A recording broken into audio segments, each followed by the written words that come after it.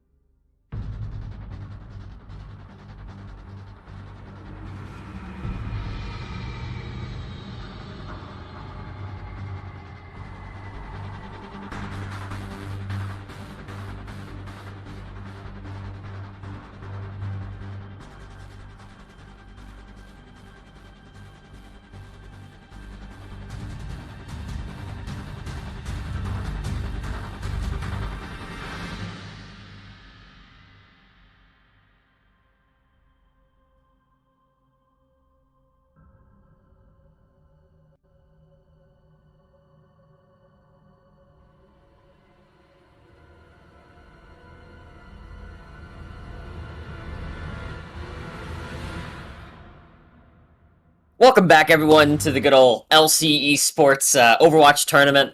We're coming back at you again with Spring 2022. We ended up getting renewed for a second season, and I honestly still can't believe it. We did have some technical issues, obviously, with the last semester, but hopefully we've finished and fixed those for this one. As you can already see, we are starting a few minutes late because we have ran into a few problems, although they aren't on the technical side, they're on player side, so hopefully we should be getting the matches started soon. However, I do want to talk about it. We have a lot of renewed players from last semester, especially from the teams that you're going to be watching tonight, or the first two for 4 o'clock. We have, I believe it's going to be LX Misfits and Rogers Marauders. And that's because we are doing the teams slightly differently. They're no longer Team 1 and Team 2. They now have their own names. That's because obviously before the teams felt like they were just an A team and a B team, which sometimes obviously that still could be the case. First team to get formed is going to be the ones who get the best players, most likely. Chances are, no offense, the secondary teams, you guys are great. Or the teams that form second, you guys are great. But the teams that form first get first picks, so they may have some advantage in that front. But we wanted them to have unique identity so that instead of feeling like A team and B team, they're going to be more of a equal footing. With this year's roster, or this semester's roster, I guess I should say, we have Wilson Dreamland Warriors, LC Crusaders, the LX Misfits, Brooks Bandits, Rogers Marauders, LC Adrenaline, and the Central Wildcats. I believe that's all of the teams. LC Crusaders and the Wilson Dreamland Warriors are the two main teams who came home last semester with runner-up and champion. So we will see them play again tonight against one another, so I'm very excited for that.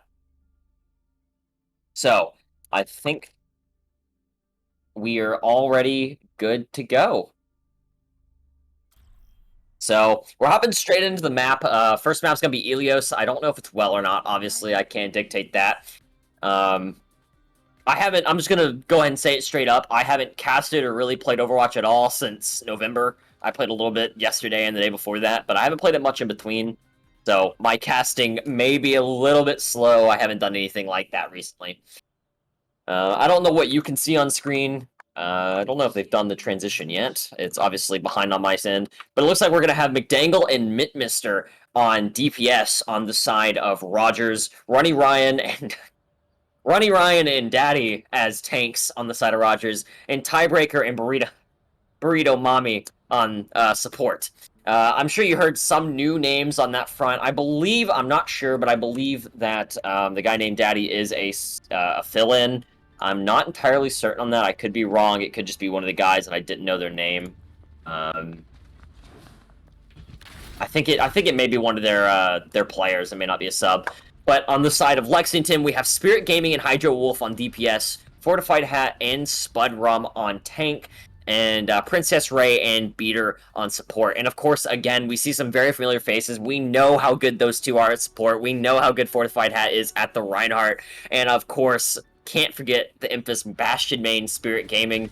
Hydro Wolf was on the secondary team for Lexington, I believe, last semester. So it is interesting that they did get bumped up to LX Misfits. But I'm very excited to see how they're going to go. Immediately, we have Tiebreaker sneaking around the left side. Oh my gosh. Immediately going straight behind them. Other than that, it looks like it's going to be a 5v6. McDangle hopping straight in, trying to get those picks, taking him out. Manages to secure the pick onto Princess Ray.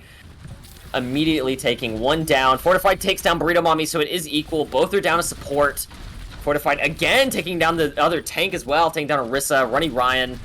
And it just looks like they're going to be fighting very equal here. Both are being equally as aggressive.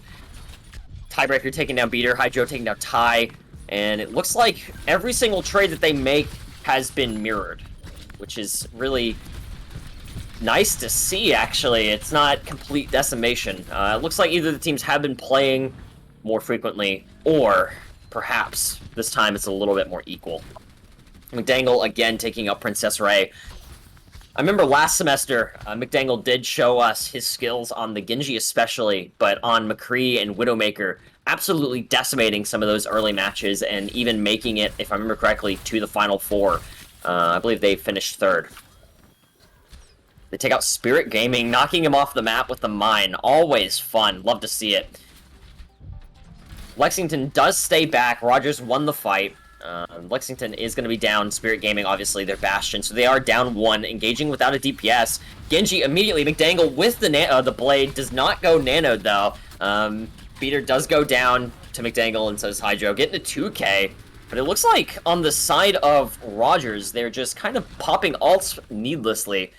Mitmister securing both Fortified and Princess Ray with Tire, and Daddy getting that massive hook onto Baby Diva. A surprisingly tricky hook, and he pulled it off first try, I think. I wasn't really watching to see if he did it before. Another hook onto Bastion, but Bastion has his pocket on us, so I'm not sure he's going to secure that pick or not. But there he goes, popping his ult, Daddy pushing in, making sure that Lexington cannot push forward. Also, I should apologize ahead of time for saying like all the time. Bad habit. I'm working on it. Lexington does take the high ground, looking to secure some kind of foothold here, but there's so much pressure coming out from Rogers that they're not sure what to do. Bastion pops ult, forcing Rogers to back up and rethink. Tiebreaker camping in the corner. Beater securing the kill onto Junkrat. That could very easily open up the path for Lexington to make a push. Daddy does get the hook onto Spirit Gaming, but fails to take down Bastion and gets taken out himself by Fortified. Burrito Mommy coming in with the massive res on Daddy. And McDangle getting solo shattered right there. Somehow failing to hit Daddy thanks to the res invincibility. And it looks like Lexington, Spirit Gaming taking out Ronnie Ryan. I didn't see the other one. It looks like Lexington is going to turn the tide of that fight and manage to take it back.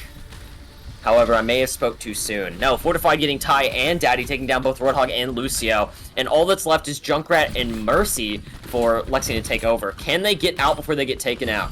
They cannot. It looks like they are going to be staggered. Mister does, however, secure the kill on the Beater, which is going to be very good for their push if they can manage to get back in time. Beater does have Nano Blades, or Nano still. I haven't seen him use it, which means that's going to be his first, and that very well, if they put it onto their Reinhardt Fortified, that could very easily turn the tide of the game. If Lexington wants to win this, they have to pull it back from a 99-10 hold. And like right now, they're already on 40, but it looks like McDangle immediately taking out Hydro Wolf, the other DPS, pushing in. Mr. up top, using Tire, gonna drop down, secure 2, let's go. Again, like I said, secures 2, gets Spud Rum and Fortified. Both tanks are down on the side of Lexington. Tiebreaker taking out Beater, and it looks like, again, Rogers is just going to take them out and decimate. McDangle with the 3K, taking out Mercy, Hydro, and Spirit. Absolutely insane. That was a really good take back by Lexington. If only they'd hold for an extra 40 seconds, they probably could have brought that back. However, as we saw, the teamwork on the side of Rogers was absolutely insane. McDangle making some very big plays on Genji, even going in, dry blading, and securing 2, 3, 4 picks even. Managing to turn the tide of the fight, and it's just so impressive from both teams already kicking it off with a very good first fight. Or very good first map, I guess I should say. And right now, I don't see much of a swap up. Running Ryan, still Larissa, Daddy still Hog. It does look like Fortified, instead of going Reinhardt, it's going to make the change off to the Hog. Spudrom instead taking Fortified's place as Reinhardt. However, everything else does seem to remain the same except for Beater, who went Lucio. Rogers has not changed at all. And here they go, immediately engaging Mister ahead of their tanks. Where is their Reinhardt? Or they stayed... There he is. Okay, I'm looking at the wrong team. Sorry. Orisa was way far behind. However, it doesn't matter. McDangle still secured the pick onto Hydro. If he can prevent Mercy from getting that res, then they're still going to be in a 5v6 scenario. McDangle going after Princess Ray. I think he does secure the kill. Indeed. As always. Who would have doubted it? Fortified by himself on point, cornered by 4 of them, and is taken down by Runny Ryan. Mister, again, Beater, and McDangle taking out Spud Rum. Lexington just left to take off the crumbs. Finish off what meat is left on the bone. They are going to hold up quite a bit, trying to stay as aggressive as they can. Mister takes out Princess Ray, which is another stagger for Lexington. It looks like that's going to be fun. And I think another caster actually did just join me. Not sure if he's there or not. But Fortified does go down for Lexington. Again, stalling their push. Rogers trying to do everything they can just to prevent them and completely halt them in their tracks. But I wonder how long that's going to last. As we saw last time, when under pressure, Lexington does manage to perform. And I hope we get to see that again. A 2-0 match right off the bat sometimes can be really good if you're that kind of person, but I want to see a hard-fought battle. Spudrum does get hooked in by Daddy. Their Reinhardt nearly goes down, but he manages to back out just in time. McDangle, however, does take out Spirit Gaming. But the Fortified does trade it, takes out Daddy there, which means they may be able to push, especially if their Mercy can get that res off. McDangle, however, again, turning the tide, taking out Hydro Wolf. They are down to DPS here. Also reflecting back at Daddy, his ult. And it looks like, again, another solid hold on the side of Rogers.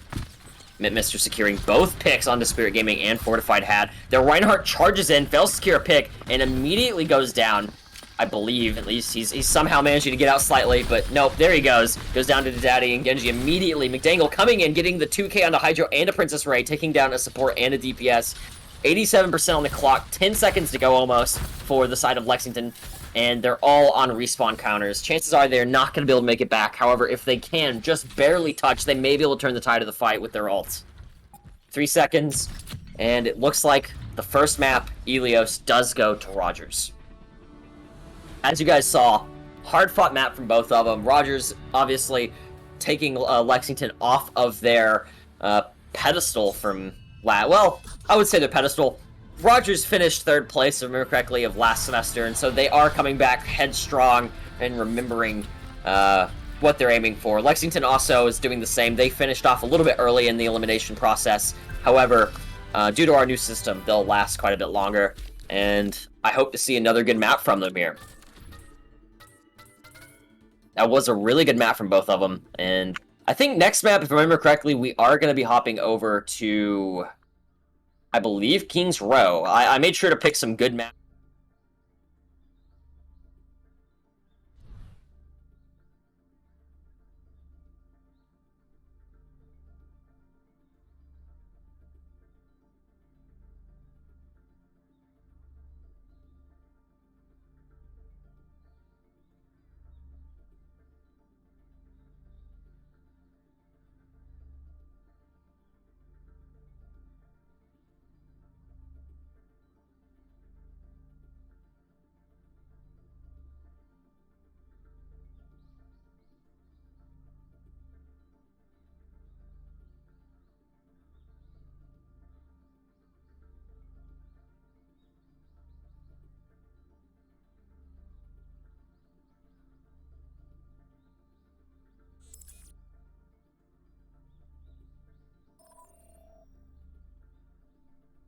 Yeah, I've never cast anything before. If you want Jane to do it, that's fine. Obviously, we're on air, so say hi to everyone. How's it going, guys? We're going to be just one moment as I try and fix my problems, because I definitely did make a boo-boo here.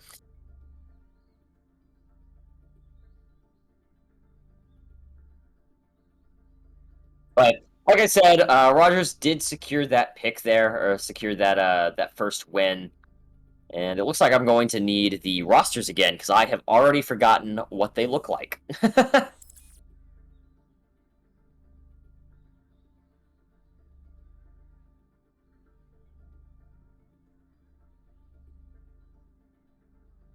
So yeah, I think we're going to go and hop to intermission really quickly, just to get this all fixed. And once we are done, we will be right back.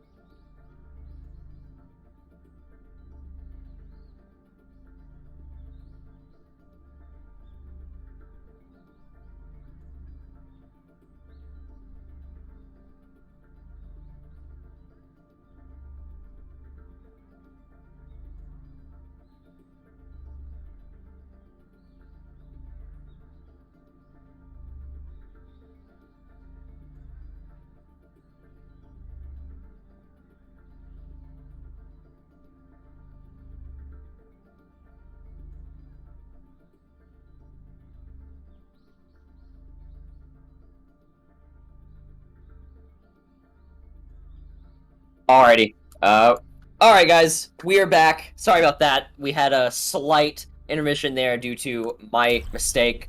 I was supposed to leave and keep the custom game, but me being me ended up leaving and not doing that.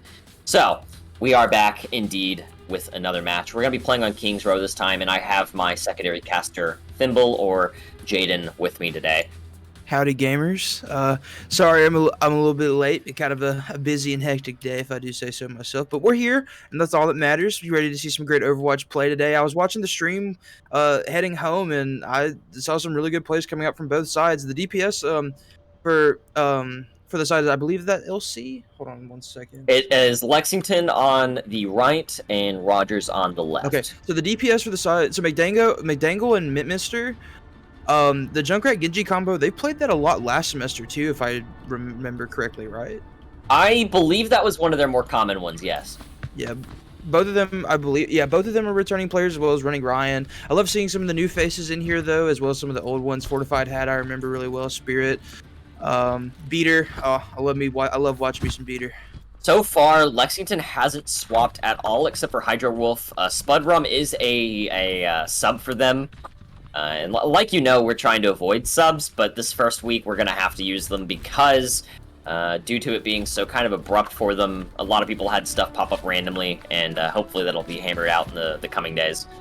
Yeah, for sure. But as we get started here, looking at these team compositions, the same team composition looks to be coming out for the side of Rogers, running the Orisa composition with the Roadhog. But never mind. Looks like LC is just going to come straight out of the gate saying, get out of my face, get out of the spawn and back up, taking 2 down already, taking one of the supports as well as making Dangle on the Genji. Lexington immediately just hopping in their face, taking out 3 picks there. Half the team of Rogers is down. Lexington not halting at all. Yeah. They are down. They are down half their team for the side of Rogers. LC just needs to start pushing now. They have the man advantage, but as you see, the 2 more people are back now. It's a 5v6 now. If they would have pushed straight through as soon as getting that other pick, they would have had full control of the point there, but not pushing too far really just kind of messed that up for them.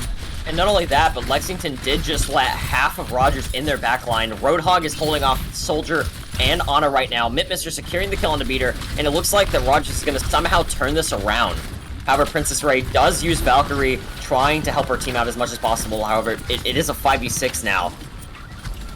Yeah, like you said, they had some players come in from the back line, able to get out some picks that they needed to, and this side of Rogers right now is just grabbing this point and taking it back, grabbing another pick right there into Fortified. You see the blade coming out as well as the beat. 3 ults coming out for the side of Rogers. A little bit overkill, but you know they made their statement. They made sure to keep the opposing side off the point. Now all they're doing again is picking the meat off the bone. It looks like Rogers somehow managed just to come back from a 6v3 without a single tick being stolen. Just a testament to how much they're willing to combat this. Yeah. Lexington almost just got a foothold in the door. However, they failed to fully get through it, and Rogers came back immediately afterwards. Yeah, like I was mentioning earlier, they got the 3 picks that they needed. All they needed to do was just push, and if they were able to push, they would have been able to get the control of the point, at least get a tick. But because of how slow that they were playing, they weren't able to get a tick, and now the defensive side are getting the picks they need, with Mitminster getting 2 right there onto Princess Ray into Spirit Gaming. Hydro Wolf getting the trade off the running Ryan. That's a main tank down. However, it gets rezzed immediately by Burrito Mommy again, so it looks like it's going to be 2 down on the side of Lexington, halting their push once more. Butterum does throw ult in, gets tiebreaker. Rez is down right now, so that actually is a really good pick for them. However, if they don't act quick, obviously Lucio will get back fairly quick. Yeah, I highly agree. Mister getting another pick there under the Hanzo, on the Hydro Wolf. Getting the res Princess Ray is. The trading out the Diva mech. This is not looking good for this attacking side. They're going to need to push through this choke. They're just stuck right now. Soldier does use ult, trying to counter McDangle. However, McDangle secures the 3K, shutting down Soldier, pushing in again, and once again picking off the crumbs. Yeah, they got those 2 early picks. They've only won that first fight, this attacking side, but ever since then they've just been stuck in their spawn. With only a minute left, they're going to have to change something with not a lot of ults on their side. Not only that, but right now, again, Roger. Oh, the 4K by Mitmister! He's different! He's different! Built different, dude.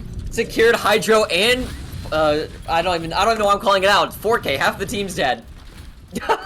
Yeah, well, kind of, Mister. If you watch this VOD later on, just know that you kind of stopped Ryan dead in his tracks from what he was saying. Huge 4K coming out. McDangle continuing the pressure, getting the pick onto the Diva, and onto the Mercy. There, they have no pushing power with 20 seconds left. This is not looking good for the attacking side at all.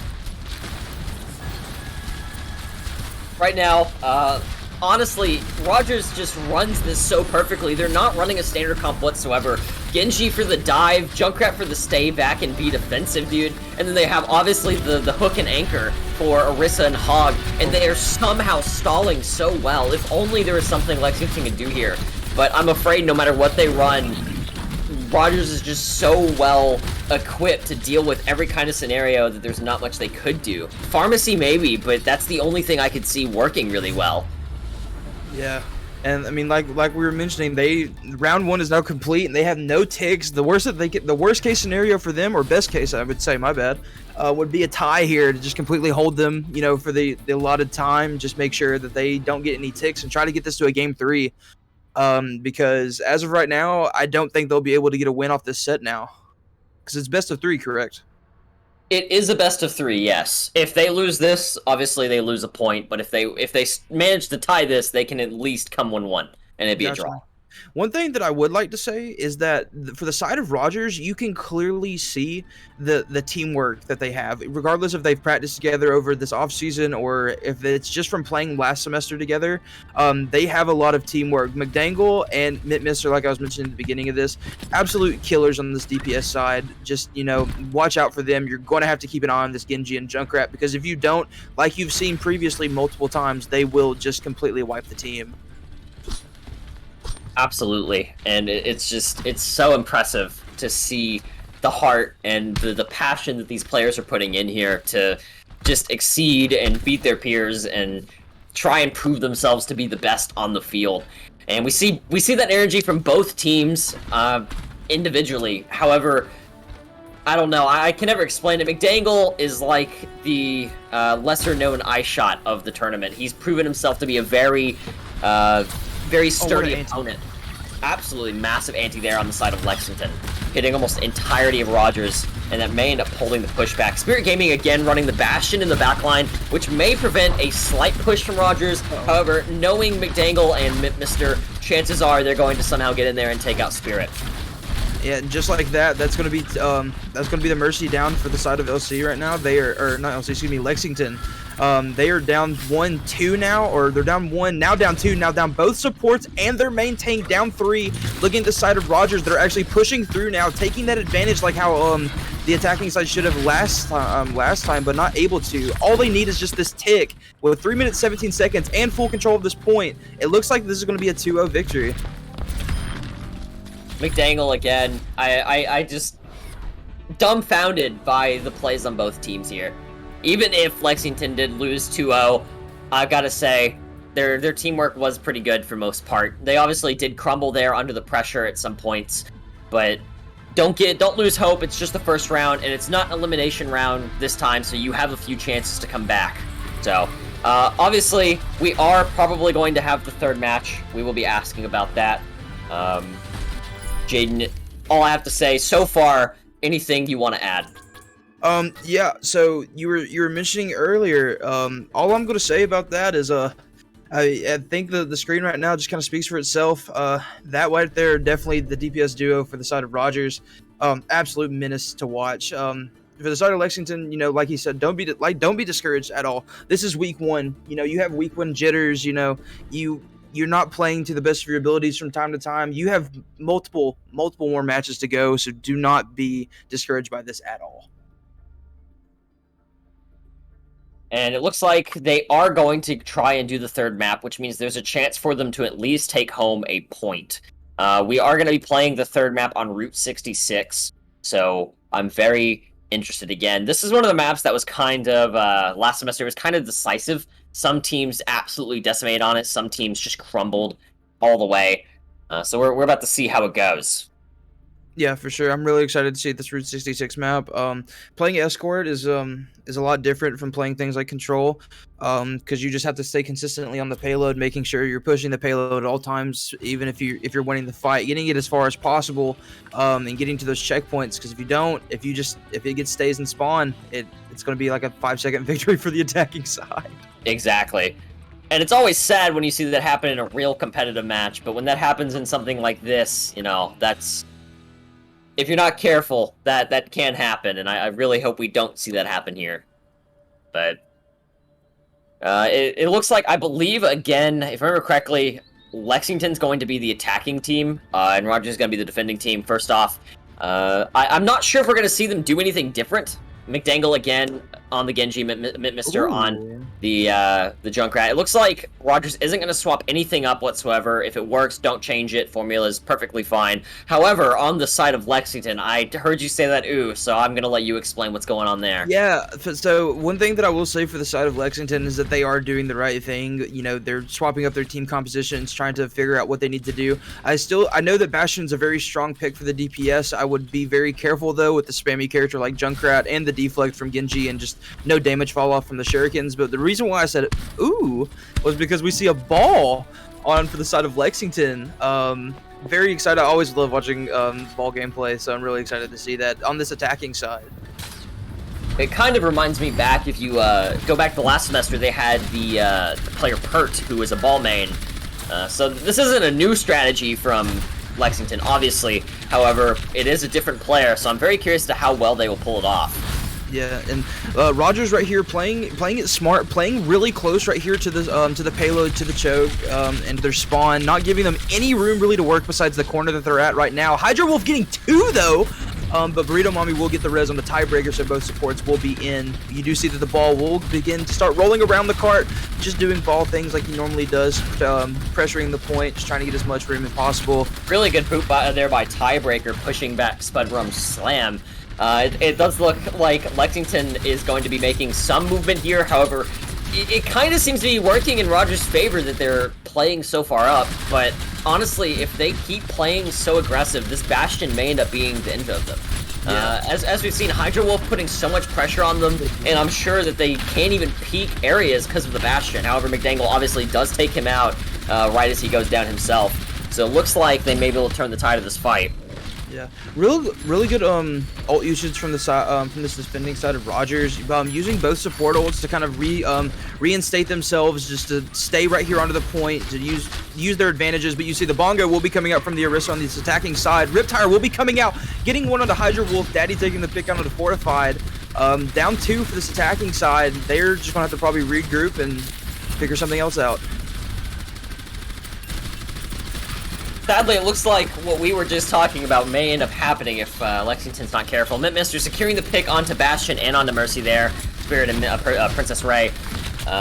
Again, it's just pick for pick, over and over again as both teams vie to make it. Tiebreaker dropping beat, really good there as Spudrum pops out mines. However, Spirit comes in with his ult as well, putting so much pressure onto Rogers. However, McDangle and Daddy both securing picks there, trying to stall.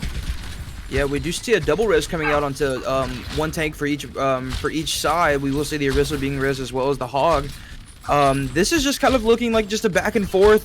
This card has barely been moved though, and that's very, very bad for this attacking side.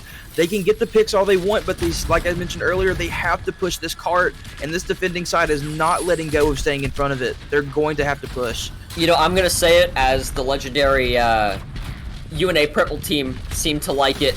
Ball and Reinhardt, I think, would seem like the pick here for Lexington. If they could just be aggressive with both of them, work in sync, I think that's probably their best bet. Yeah, or I highly agree. They just need to play something more consistent. One thing that I will say that is I've noticed is kind of a problem for the side of Lexington is that they get the picks that they need. They've had this happen twice, 3 times now, and they need to push. Tiebreaker right there, getting 2. You know, they need to push on this. They need to start pushing this cart. Oh wait, no, my bad. Wrong side. My bad. I've learned from my mistake. Obviously, Hydro pops his ult there, however, Tiebreaker pops a really nice beat to counter it. Mister taking out both Princess and Fortified. If only Fortified would take off the Orisa, going like Reinhardt or something, Winston even, just managed to secure some more consistent damage or even more consistent shielding, but right now their comp just does not call for an Orisa. Yeah, I agree. This defending side for Rogers is just looking like a brick wall at this point. For the past 2 maps that they've been playing, this defense has been very consistent. You see Madangle on the Genji going for this Bastion, a double play, or 2 coming out from the side of Mintmister, getting both supports, 3 coming from Mintmister. Like I said, this is looking like a brick wall. 5 seconds left. I don't know if they'll be able to touch. It looks like they're not going to be able to, and that map, that first portion of the map is going to go over to Rogers. Oh. Honestly, I feel like that was caster jinxing, because we said we hope it doesn't happen, and it kind of happened. Yeah, I mean, like I mentioned, this defending side of Rogers just looked like a complete brick wall. The Orisa literally looking like putting a wall up, protecting her team, being a wall for the team. It's just they were not able to push the cart that far, as you can see right now on the screen, and they're only going to have to push it just like 10 or so meters in order to get the win. They are going to have to hold close for this defending side. So I will ask, what do you think they could have done differently to have changed that? What my philosophy for the game, this could be wrong, I don't know, but if you ever get a pick, especially if it's a high priority target like a Mercy, like an Ana, like a support, or a main tank, for example, you start pushing. You need to focus down targets. You need to start gaining ground because, like we've been talking, there's a timer that you have to play off of. You know, you have to make sure that you make it within a certain time frame as far as you can, because if you don't, you get into these instances like this where you only have to push it 5-10 so meters. Yeah, I think that's kind of the main difference here between Rogers and Lexington is they're both doing fantabulous in terms of performance. I mean, they're getting the picks they need, and they're doing all of that, but the difference is Rogers is playing on a beat. If they get a pick, they're moving in those 7 seconds it takes that person to respond, and they're taking down as many targets as they can in that time. Because they're just trying to extend that duration of, hey, they're down a player, hey, they're down a player, and they're trying to extend that as long as they can so they can win the fight. However, on the side of Lexington, they get the picks, but they fail to make any, like, significant pushes. Tiebreaker taking out Spirit, Ronnie taking out Spud. Already, Lexington's down 2 main players, and it looks like Rogers may end up secure this here. And it looks like Jaden's internet did crash, unlucky, but obviously, 0.4 meters to go, and Rogers Marauders will take the first game of the season. Like I was saying, that was a really good game from both teams. The only difference was the coordination of each team was radically different.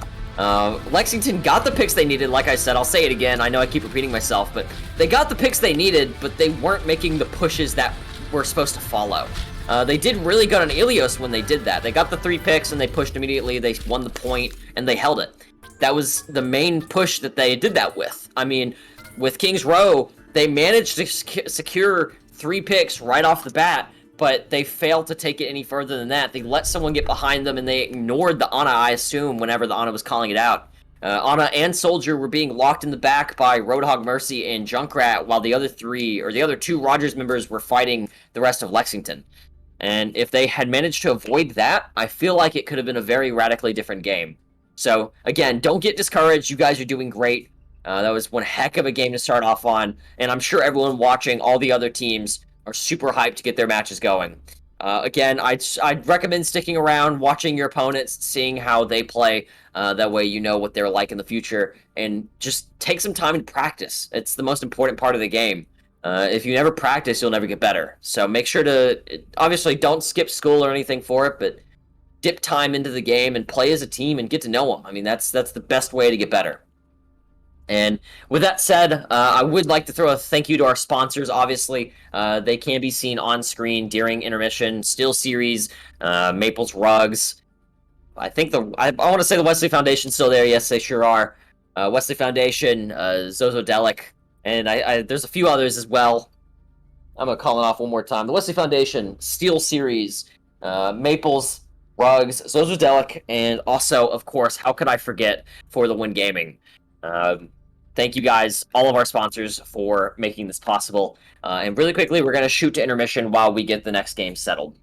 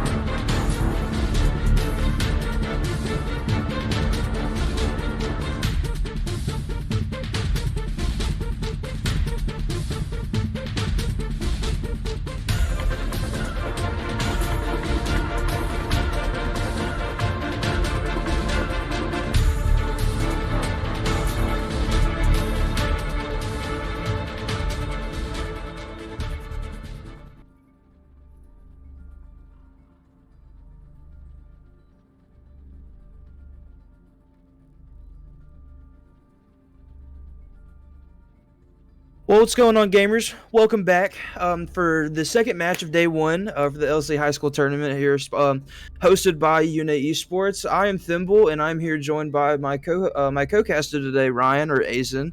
How you doing, man? Yeah, Ryan or Ryan. I'd say I'm doing pretty good. We've seen some really good matches today already. I mean, we're already only one in, but we saw some really good fights starting off from Lexington and Rogers, and now we're going to be hopping in with Brooks, and my mind is slipping. Brooks and Lauderdale County. We have Lauderdale County Adrenaline versus Brooks Bandits. Yeah, I'm really excited to see this. Ryan, you need to start the match. Is it not starting? Oh, there we go. Whoopsie daisy. Yeah. There we go. But anyway, as I was saying, we're gonna get started here on Ilios. I missed the first map. I missed the Ilios map for the last game, so I'm not really able to give you any context on how it went last time, or anything really for the compositions. Love seeing all the old faces returning. Copy paste, chilled fish, your mom 420. Great to have you guys back. H2O Blast. As well as I remember JTC, I remember Dead Man, I remember Alter, I remember Ernie. Ernie was Yeah. Ernie played Junkrat a lot too last semester, didn't he? He sure did. He was, I believe, last semester he was our Junkrat King, if I remember correctly.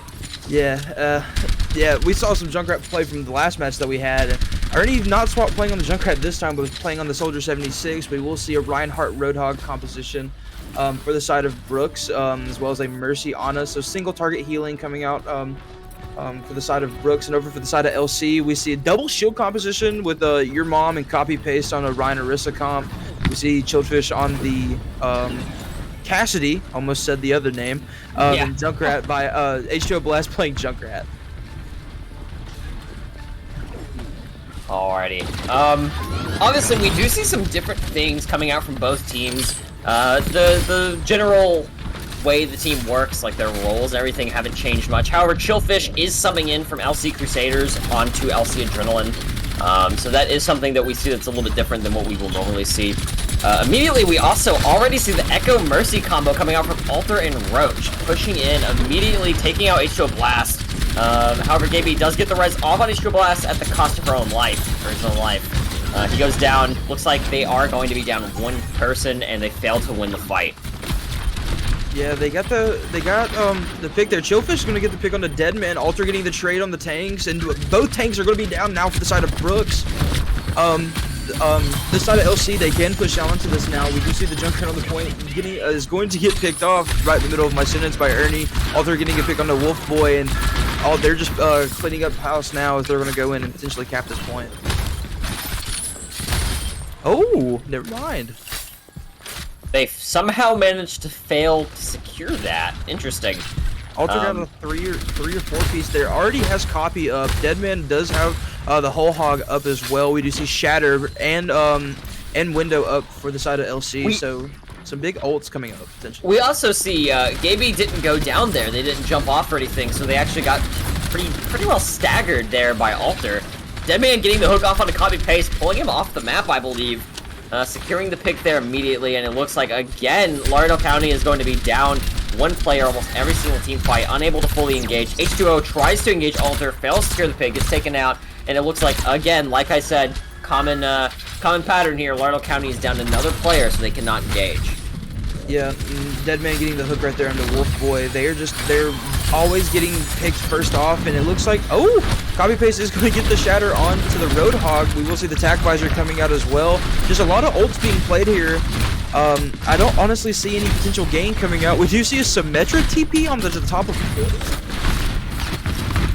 We do see H2O trying to flank around with Sim, engaging Soldier, but I'm not sure he's going to get that pick. Oh, no.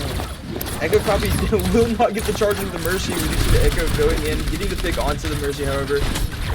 These guys from the side of LC are trying to push onto this point. 95% on the on for it, and about to hit overtime, but 2 going in for the side of Deadman, and this is just looking like a complete one-sided map right now for Brooks. Cassidy does pop it. There's 2 right off the bat. Deadman and Ernie, tank and DPS go down. Right now, Brooks is going to be down 3 players. Now, obviously, they're trying to turn the tide. Takes out Chillfish, takes out Cassidy. They don't have that stun anymore. So it looks like it's going to be a 5v6. Lauderdale obviously down 1, and Brooks up 1. Now, however, H2O Blast finishes it off, equaling it out by taking out Toasty. But again, pick for pick. Yeah, this is just going into a complete back and forth. Copy paste is going to get the pick onto the Soldier, but it's very low. Echo copy coming in, going to get the pick on the copy paste. Bongo going down for the Orisa. Shatter coming out. Oh, there's just ults coming out left and right. We do see for the side of Brooks, though, they are making a breakthrough, getting 4 or 5 kills there, and they're going to be able to finish it off. What a comeback. Absolute comeback there. However, I'm not entirely too surprised. Obviously, we're going off of what we saw last semester. That momentum has stayed so far. Rogers finished 3rd, and Brooks finished 4th in the Final 4 last semester. So again, it looks like they're coming back with the intention to prove that they have what it takes to make it to 1st. So Lauderdale is facing up against quite some competition here, and this is the same team that finished fairly early on. I have hopes for them. I want to see the underdog win here. So if they make the swaps they needed, we saw that they can contend with Brooks. It's just a matter of if they can get those picks, and again, the same problem Lexington had, if they can get those picks and push in on them.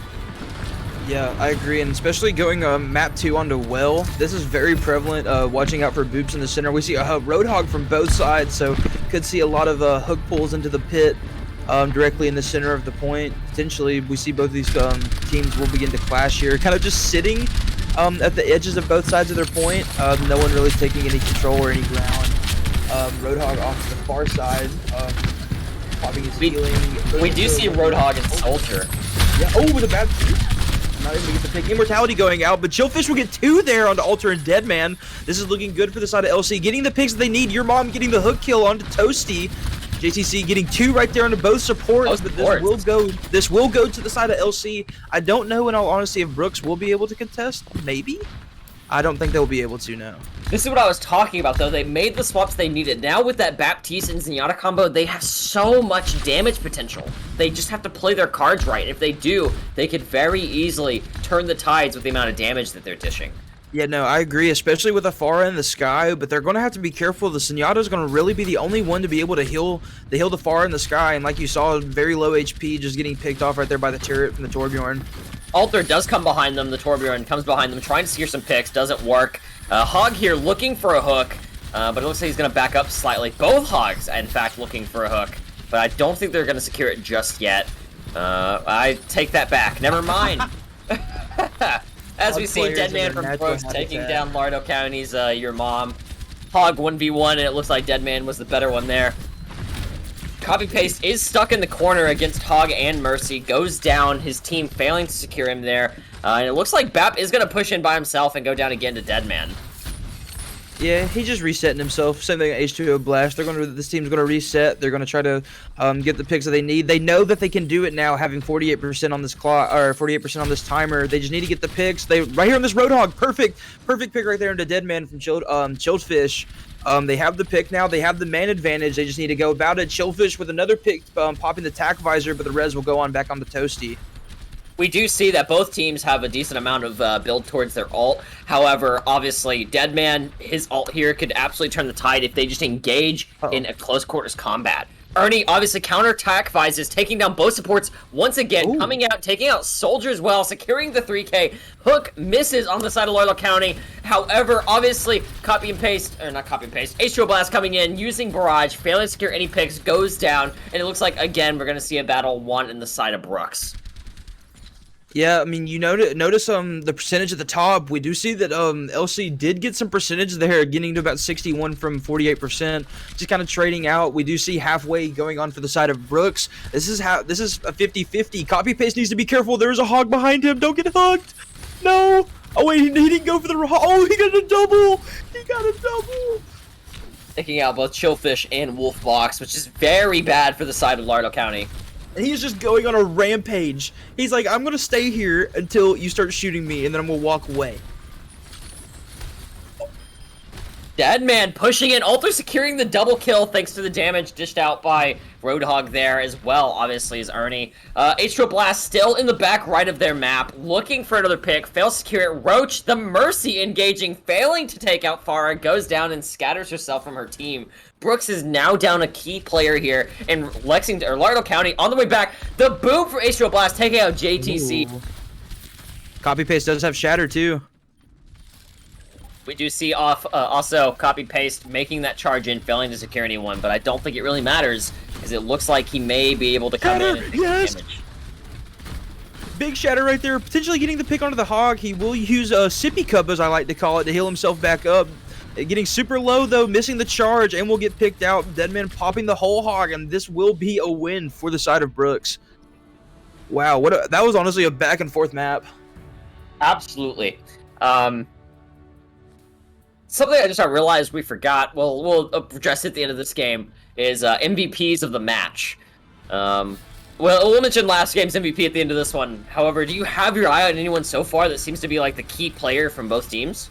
Oh yeah, for sure. Mr. Deadman himself. You saw what he was doing there during that well map. Hog, like I mentioned, hogs in their natural habitat thrive in their natural habitat, and well is definitely one of those maps. He just made play after play, getting he got a double play or a double pick, and then after that, hooked the Reinhardt into the Molten Core from Torbjorn. Just awesome plays coming out from Deadman. Absolutely. And also on the side, I will say, on the side of Lauderdale County, honestly, I'm gonna say your mom 420. I had to do it. We all knew that was coming, but I don't know. He played really well last semester as well, but this semester not as shining as he was before. Probably because obviously there's not much they can do. Your mom as well going against Deadman's Hog v Hog.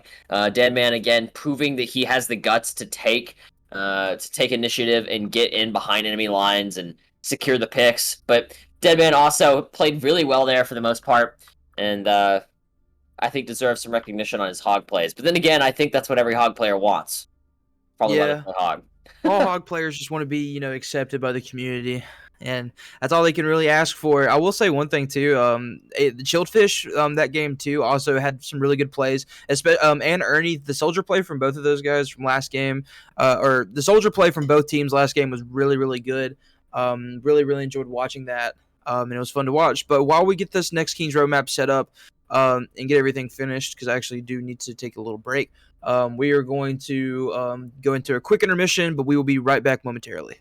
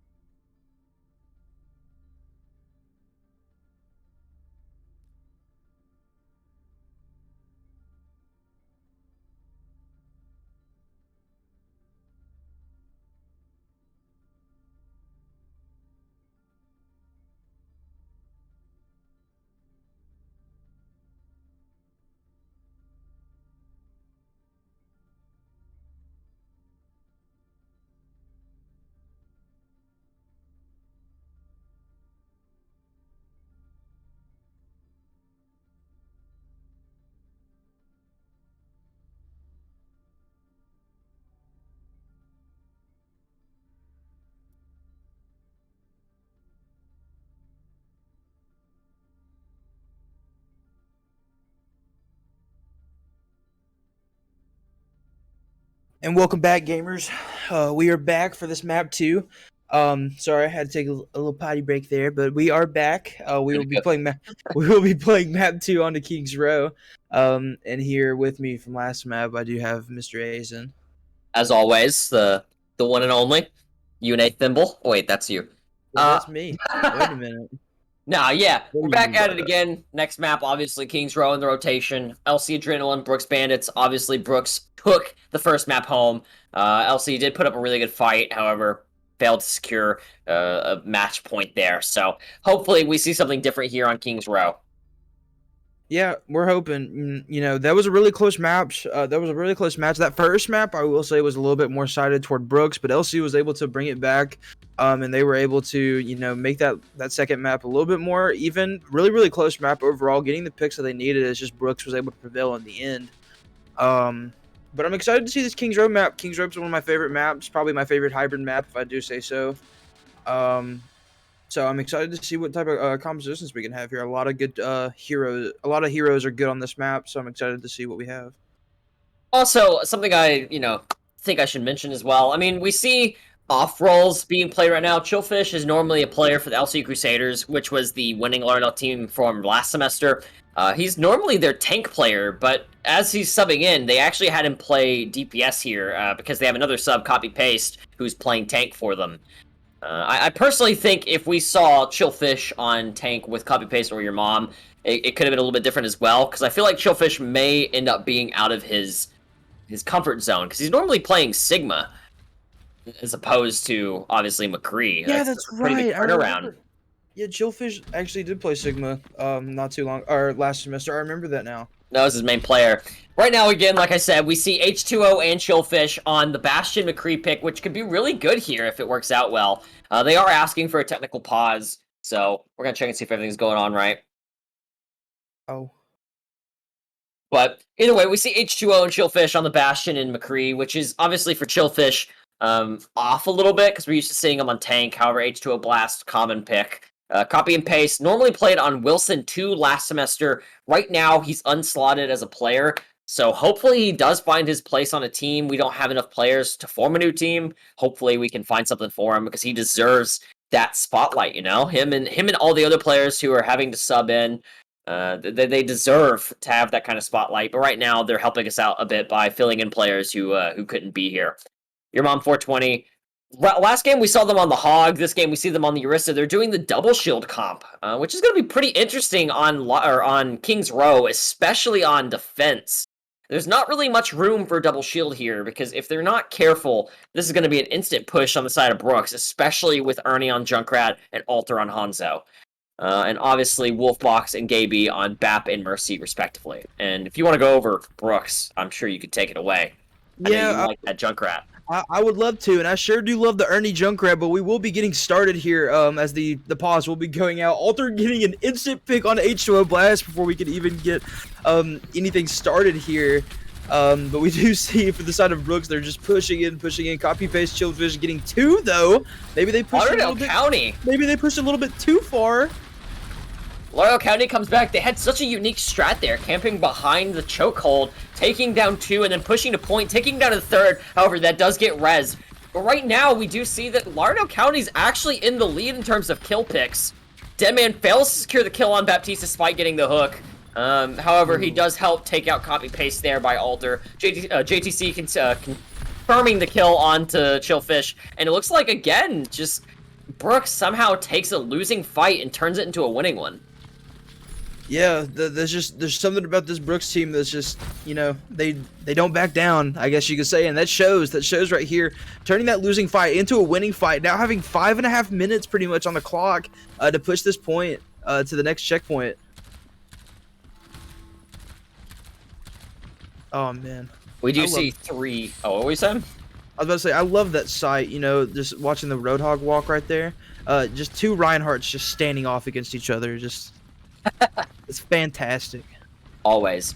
We do see right now H2O Blast trying to flank, however he gets taken down by Alter almost immediately. Alter and Baptiste locked in a 1v1. Deadman will get the pick right there on the Copy Paste. That's 2. That's going to be 2 down for the side of LC. So, yeah, sorry. So we're, you know, Mercy's going to go for the res there, but not going to be able to get it off. Alter getting the pick there. Chillfish getting the trade, though, with a little bit there. Was that a little bit of disrespect I saw there, Mr. Chillfish? I'll allow it. I didn't see anything.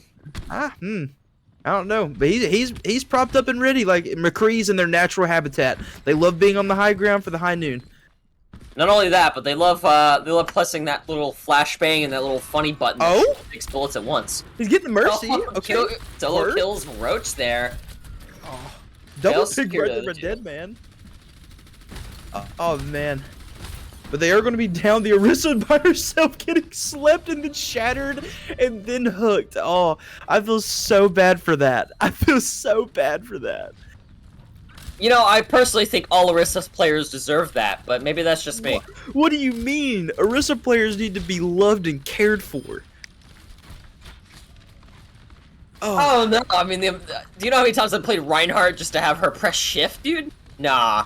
They definitely deserve all the disrespect that can come their way. That sounds like a skill gap to me. But anyway, getting back into the fight, we will see Alter get the pick on the Chillfish, but getting rezzed by GB. Copy paste getting the trade onto Alter. This is a swap over. Chillfish getting another. That's going to be 2 down for the side of Brooks.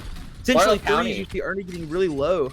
And we do see Lauderdale County, again, taking their foothold back, taking the picks they need, and they make the aggression worth it. They push in, and they take as much space as they can, try and secure even more picks. H2O taking down Deadman. That was a perfectly placed Baptiste ult there, or Baptiste Immortality. However, Gaby does back out of it, preventing it. Instant double charge there, preventing either of them from countering it, or counter charge. However, it does cause copy paste to go down to Alter. Yeah, they are going to lose their main tank there. H2O Blast is in their backline, though, and he does have Death Blossom, so they do need to be careful here. Oh, they found him. They found him. Yeah, he needs to get out. Oh, that's a 4K down. Ernie popping his ult. Can he secure a pick? No, he does not. Chillfish takes it almost instantly. However, it doesn't matter, because the rest of LC goes down with it. Yeah. Alter, I will say, is popping off right now in this Hanzo. He's getting the picks that he needs. He's able to just almost single-handedly just be able to be the force to push this cart by himself. But he will get picked off by Chillfish, but it doesn't matter. Brooks is just still picking players off one by one by one. Oh my god! Coming in with 4K, taking out both supports and both DPS. Deadman, however, coming in with the nano, somehow managing to pull it back. Gaby tries to get off the res, gets hooked, and it doesn't even matter, dude. What is that trade? He gets a 4. Brooks is still pushing this. The amount of determination on this team is insane. Reinhardt's both charging into each other, sitting straight down on the ground. Copy paste is going to win the trade-off though on the Ryan 1v1. LC finally getting some ground on this payload, but man, Brooks has just been. Oh, I don't even know how to describe it if I'm going to be honest with you. That was an insane play. I mean, again, there's really no words to properly describe how well Brooks is playing it. They got over half their team taken out, 2/3 of it taken out, and they still somehow managed to push it even slightly further. They took out 3 different players and nearly won the fight there if they were careful, or a little bit more careful. Oh? JTC. Oh! Chillfish with a triple right there. Another big play coming out from the side of LC. Another quad kill, I guess. I should say almost.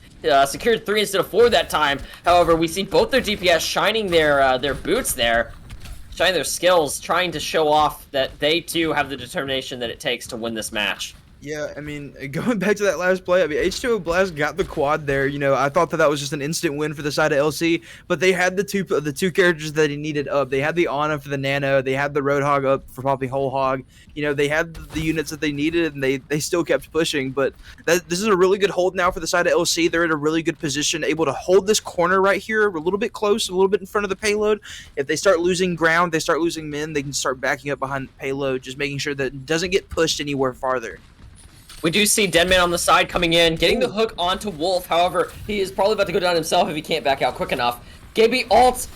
Ernie does get taken out. However, he was ulting. Did it get canceled as well? Oh, the Mercy Ditto. Roach on the pick on the GB. This is going to be looking like a turn back and for the side of Brooks. We do see H2O Blast falling off the side of the map. Deadman getting 2 there, and Brooks are now pushing this. We also see Alter swapping from the Hanzo over to a Mei pick. However, sadly, we don't get to see Alter flaunt his Mei skills too much, as Brooks does manage to secure that point there. And with, I believe, how long was that left? With 1 minute, 23 seconds left on the clock, Brooks does manage to secure all 3 points. I really hope we get to see that Mei pick again from Alter. I'm very curious what that would look like. Yeah, that's definitely something that we could potentially look forward to. But man, that last round was intense. I will say that much. It was intense.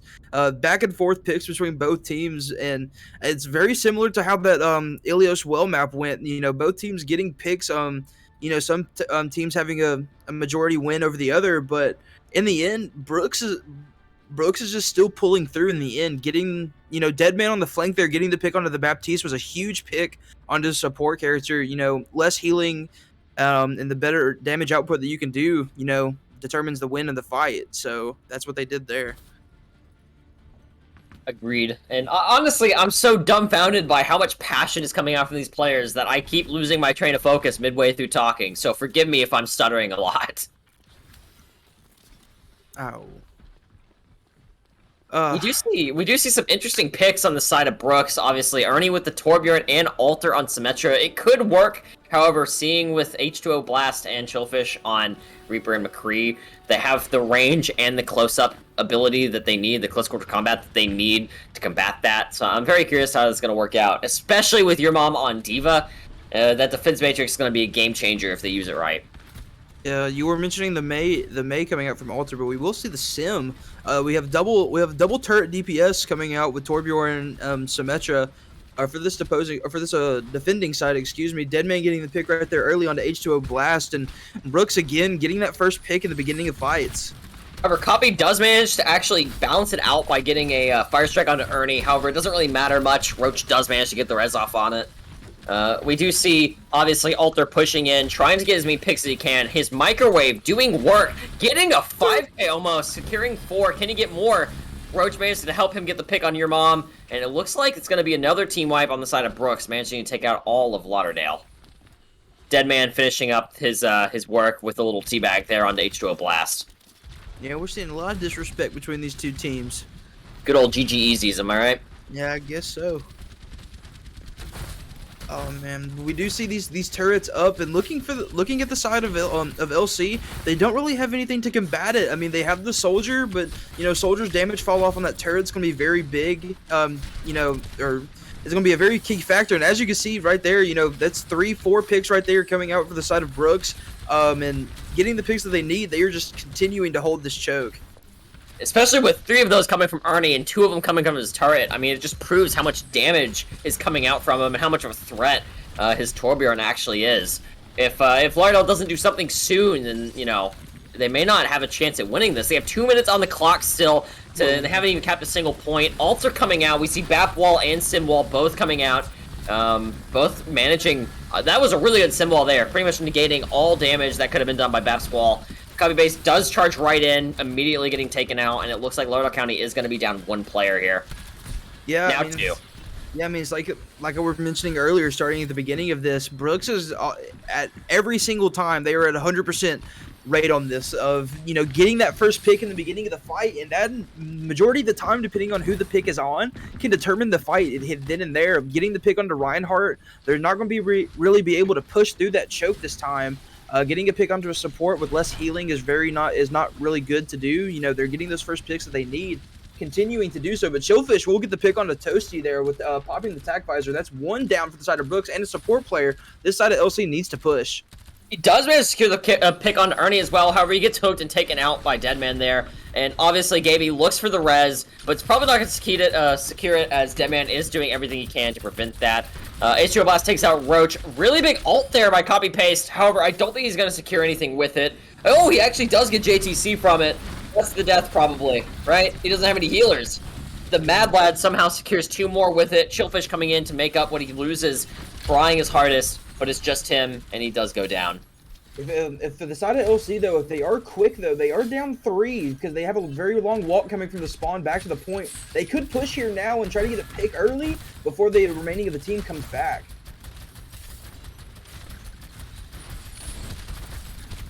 Oh.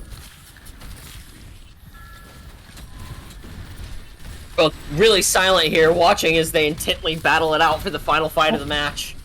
JTC takes down Copy, Chillfish takes down Ernie, again, pick for pick as they're looking for these secure kills. Roach reses Ernie, Gaby is taken down by Toasty, but H2O comes in with his ult, fails to secure anything. Chillfish taking down Ernie again. They're fighting with all their might here, trying to secure whatever they can, but Brooks completely decimating, taking them out, and completely stopping them in their tracks. Yeah. They are able to touch, though, and able to bring it to overtime, but they don't have, I don't think they have the manpower to do anything. H2O Bloods doesn't have his ultimate. They have window onto the point, but I don't think it'll do anything if they're down 4. As Roadhog pops the whole hog, just pushing everybody off the point. This is just seeming like stalling the inevitable at this point. And it looks like the second map is going to go to Brooks Bandits. Yeah. That right there was a really good defense. The double turret that they were running with the Sim, as you see Alter getting the play of the game for that match. They just didn't really have anything for the side of LC to counteract it, able to get the turrets, especially the Torbjorn turret from far away, off the map like they needed to. And yeah, like you said, and not only that, but like we mentioned immediately at the beginning of that defense round, those turrets did so much work. I mean, they were completely ignored, pretty much. I don't think I saw them turn and shoot some extra turrets once, or at least not from my perspective. Yeah, I don't think they did. If they did, I mean, they were able to take the turrets out, but it didn't really matter. I mean, as you saw, Deadman, the majority of the time was getting the hooks that he needed at the beginning of the fight and getting the picks that he needed.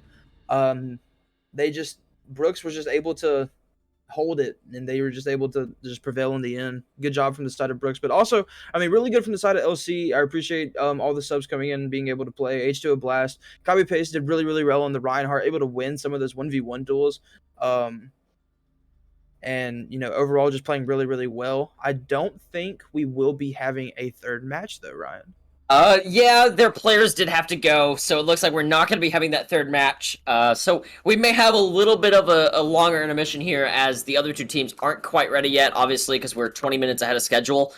So we, obviously, will go ahead and do the normal thanks to our sponsors and everything, and we're going to hop right to intermission after that. Then, both, you want to kick it off with the sponsors? Oh, gladly. I love our sponsors. I'd love to give a big shout out.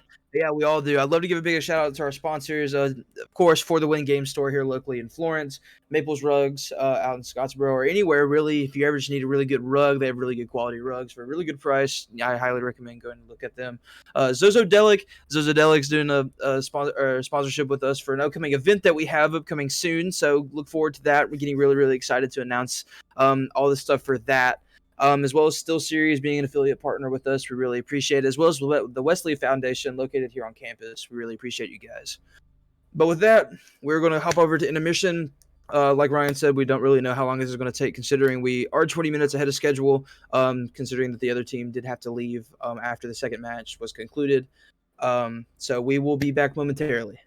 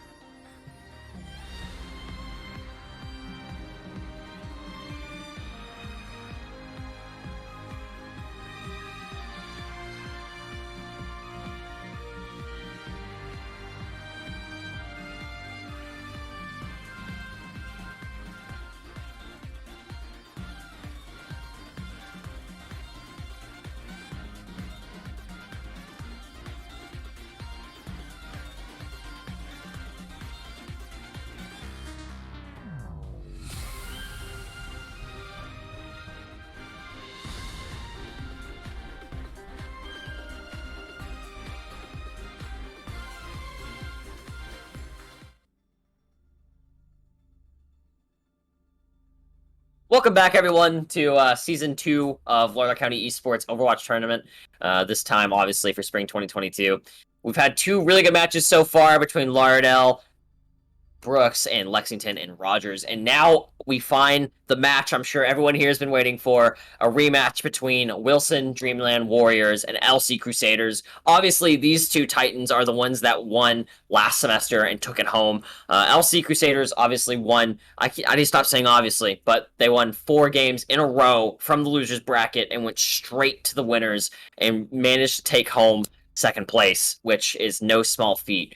And to witness this match tonight, as my caster obviously is the one, the only UNA Thimble or Jaden. Gamers. Hello. Yeah, Great intro. Yeah, like Ryan was saying, man, really excited to see this match. This is a rematch from the finals from last semester. Really excited to see how these players have, developed and grown over some time, because I know the losing side, they're definitely wanting to prove something. They're wanting to come in. They know they have a hard fought opponent this semester, and they're wanting to just prove to everybody, that this is not, that this is not the case. This is not the same case as last semester. We are back and we are better. Most certainly. And obviously, we have the eye shot, one and only, who has been by far the most terrifying player in the tournament so far, according to most players. His duo partner is not here today. Easton or Zatrix is not here today. He is currently away, unable to play for today. In his place is Ziplo, who you guys may remember is the ball player from last semester. Filling in, obviously, some familiar faces, Copy and Paste and Wolfbox, both Wilson students, are having to fill in today as subs since they are unslotted. So they're going to be taking places on their home team to help them fill in the spots and go against Lauderdale County. And man, this is a great time, because I mean, this comp coming out, man, it's just looking the exact same as last semester. Chillfish on the Reinhardt. Your mom's gonna be on the Orisa. We see 5-star on the Faro with Twitch.tv Tidex34 over there on the Mercy, and Zombie Mario on the signature Soldier 76. Something that I remember very, very well from last semester. Just really excited to see this game play out as we get started here on Well. Sadly, we don't have RKs here today. He also had something he had to do today. But he will be back again next week, hopefully. Immediately, Dexter with the pick off on your mom, getting the hook straight into the hole. Immediately, we see Wilson up 1 as Lauderdale County loses one of their main tanks, or main shield tanks. Yeah, I mean, like we were saying, this side of Wilson, they have something to prove today. They're coming in with nothing but, pent up stuff. They've been holding this since the finals of last semester, being so close. Finally able to get a shot potentially at this team. But we'll see. And they look good. They look good so far. Again, like I said, Wilson did take home the championship last semester. Oh, I thought you said LC did. No. LC, they funny story. They were in the losing bracket and they managed to win 4 games. They're in the winners bracket, and then they lost the game during the finals, and then they won 4 games in a row and made it straight back into the finals. They didn't win. They took home. They took up runner-up. I may have misworded that, but Wilson's the one that won last semester, and as we see, they definitely do have the skill to back it up. iShot taking out Zombie and Ziplo taking out Mercy. Again, we've seen a lot of plays coming out from both their DPS. I mean, yeah, looking at this the Genji Tracer combo, just very classic. Even going back into the dive meta where these two were very, very, prevalent. And Ziplo right there getting the pick, getting a pick right there. We see that Copy Paste will get the pick on the Tidex. The res will be coming out. Onto iShot. Pluto getting another pick right there on the 5-star. This is just looking really good for the side of Wilson. If you noticed, our best comps so far have been very divey DPS, very defensive tanks. If you know what I mean. Yeah. Like the DPS are always in their backline or just messing up the entire enemy team, while the tanks are kind of staying back and playing with the supports, which is again what we kind of see Wilson trying to do here. Absolutely, kind of just curb stopping Lauderdale. I really want to see Lauderdale take home a point. I know I said that earlier with the other Lauderdale. They are my alumni after all, but I'm trying not to be biased. I really want to see them take home that point, but their team lead, RKs, is not here to lead them like they normally do, and I'm not sure what just happened. Well, the first point will be going to the side of Wilson, but as soon as they capped it, we will be getting a pause coming through. Did someone DC? I don't. Yeah, Zombie Yes, Mario Zombie did Mario did DC. DC. Okay, Well, well, it looks like one of them. You got 5 minutes, so start counting. yep. Six. We have until 6:02. That's when the match stops. Well, that was a that was definitely a really good match for the side of Wilson there. Most certainly. I don't even know how long that was, but I want to say that was almost exactly like a minute or two, right? They Uh, capped it almost instantly. yeah, it's a percent per second, so 100 is what a One minute minute 40 40 seconds. seconds. I want to say it's been about 2 minutes exactly, almost. Yeah, it takes about 15 seconds to let the thing open up. Yeah, just about 2 minutes, 2.5 minutes. Wilson again, just showing. See, that's the best thing about this tournament is we see all these students showing up for something they're passionate about. It's different than the traditional sports. These kids have never had their time to shine, or most of them haven't had their time to shine. A lot of them I know aren't actually into physical sports, and here they are able to show their actual skills and just perform so well, and They're just it's just impressive. Yeah, they're just gamers being gamers, man. You know, and it's really showing. I mean, we talked about it ever since last season. You know, like I shot one of the most prevalent players in this entire tournament. You know, putting him on that Genji. You know, very iconic. You ever see it, you just need to watch out. You need to make him a priority target because if not, he's going to get into your backline. He's going to take your supports out, and it's just going to be the end of the story there. So you definitely need to watch out for him. Most certainly. And Ziplo was someone, like I said, we saw play on ball. But I know they played a lot of Tracer. And as you can see, that's really showing off with just how decimating their Tracer is. And I don't want to focus all our attention on Wilson, obviously, because they're winning. I want to go back and acknowledge what Lauderdale was doing right. Their DPS throwing out all the damage they can. Even their supports doing as much supporting as they can. I noticed the Mercy was doing quite a bit of damage boosting, which is always good. And I didn't really get too much looks at Void Knight, but I know he's a really good support player. So I'll try and keep my eye on him a little bit more going forward. I mean, yeah, you bringing up Wilson, or bringing up LC, excuse me. They are talking about it. 5-star definitely was very prevalent from what I saw from that last map. Even though like the scoreboard doesn't really show it, they don't really have a lot for the side of Wilson to combat Afara in the sky, especially with a pocket mercy. I know that I remember seeing 5-star able to get quite a bit of picks there. So they have the right mindset. They have the right compositions. They're just going to have to play a little bit more together as a team as a whole, and I think they'll be able to prevail. So apparently the player's power went out. Uh-oh. Put me in, coach. Uh-oh. Perhaps the chat would have a say in that. With 20 people watching, can we No, cast a vote? no, I'm kidding. I know you are, but we do see. I don't think they'll be joining back. Oh, Was it Wilson that had a disconnect? No, it was Lauderdale. Okay. Yeah, because I think one of Wilson's players just arrived late. I to feel Yeah. so. settle. Oh Hold wait, up. did I feel so yeah, for bad. sure. Yeah, I that's feel fine. so bad. I was trying to scroll up on the scroll wheel, and I accidentally clicked on one of the team chats and joined, and one of them said, "Oh wait, he's back," and I instantly left. I feel so bad. If y'all watch this, I feel so bad. I'm sorry. Wait, what'd you say? I said I accidentally joined the team chat of the missing player, and as soon as I joined, they said, "Oh, he's back," and I instantly left. I feel so bad. I apologize. anyways, I will say again. I know we're still live, so I'll keep talking about it. Um, Last semester, both teams performed outstandingly well. Lauderdale, like I said, made it to the finals, and the first match they lost against Wilson. That match led them to fight against another team. I don't remember who it was, but they had to win like 3 or 4 consecutive games to get back against Wilson for the finals, and they did just that. So this is really a testament to what they can do, and obviously, I really want to see them pull something out here. No one has defeated Wilson so far. If I remember correctly, Lauderdale County is the only person that even got so much as a point on Wilson. Wilson has gone completely perfect record almost the entire season last season.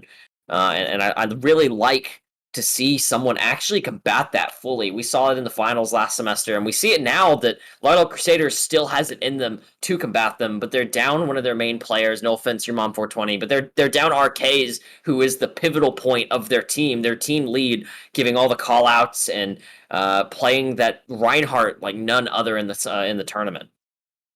Yeah, I mean, I agree. That's definitely something that can affect a team not having your main front head as a as a TL not being here. Really affects a team, so I can understand that. And one thing that I will say, all the teams are able to compete against this Wilson team, but I will say that I do think that the LC Crusaders have probably the best shot at being able to be the ones to dethrone these the Wilson team. So I think I'm going to allow a sub just this one time, since that was kind of disappointing. Obviously, in the rules I've stated, I'm trying to avoid doing subs for it. However, with this kind of being an unfortunate, power outage, they can't control it, so I feel like that's not really deserved. So we're going to pull in Ernie from, I think it's Brooks. We're going to pull in Ernie from Brooks to play for Lauderdale. Sounds like we're getting some more Junkrat action potentially today. Oh yeah, and Ernie was going off Playing as, that Junkrat. Soldier. He was doing great on Soldier, that Yeah, map he was on Elios. Oh, that's right. Yeah, he did swap to Soldier, didn't he? All right, here we go. We're going to kick right back in it. All right.